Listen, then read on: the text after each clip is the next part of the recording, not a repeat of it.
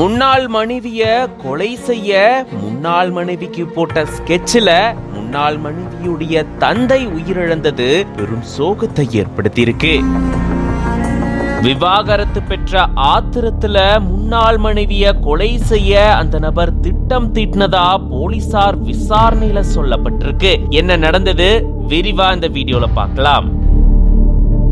தஞ்சாவூர் ரெட்டிப்பாளையம் பெரியார் நகர் பகுதியை சேர்ந்தவர் 71 வயதான ராஜமனோகரன். இவரு திருவாரூர் மாவட்டத்துல கிராம நிர்வாக அலுவலரா பணியாற்றி ஓய்வு பெற்றவர். கடந்த மே 14ஆம் தேதி இவரு கொலை செய்யப்பட்டு உயிரிழந்துட்டாரு. இவருடைய கழுத்து அறுக்கப்பட்டு உயிரிழந்ததா சொல்லப்பட்டிருக்கு. குளியலறையில இவரு துணி துவைக்க போனதாகவும் அப்பதான் இந்த மாதிரியான சம்பவம் நடந்ததாகவும் கூறப்படுது. இவருடைய மூத்த மகள் மனோரம்யா இவரு உயிரிழந்து கிடக்கிறத பார்த்து அதிர்ந்து போய் காவல்துறையினருக்கு தகவல் தெரிவிச்சிருக்காங்க. விரைந்து வந்த காவல்துறையினர் அவருடைய உடலை கைப்பற்றி பிரேத பரிசோதனைக்காக அனுப்பி வச்சு இது தொடர்பான விசாரணை மேற்கொண்டதுலதான் மனோரம்யாவுடைய முன்னாள் கணவரான திருப்பூர் மாவட்டம் பல்லடம் பக்கத்தில் இருக்கக்கூடிய பூமாலூர் பகுதியை சேர்ந்த 43 வயதான ராஜகுமார் அப்படின்றவரு ராஜமனோகரனை கொலை செஞ்சது தெரிய வந்ததா சொல்லப்படுது.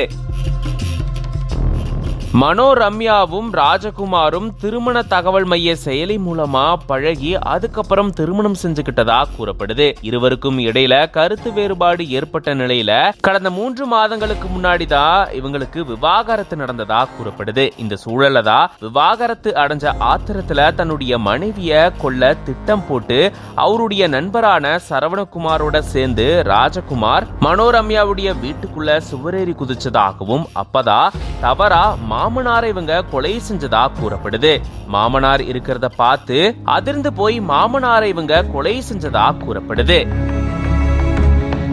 இதை தொடர்ந்து ராஜகுமாரையும் அவருடைய நண்பர் சரவணகுமாரையும் போலீசார் கைது செஞ்சு தீவிர விசாரணை மேற்கொண்டுட்டு வராங்க.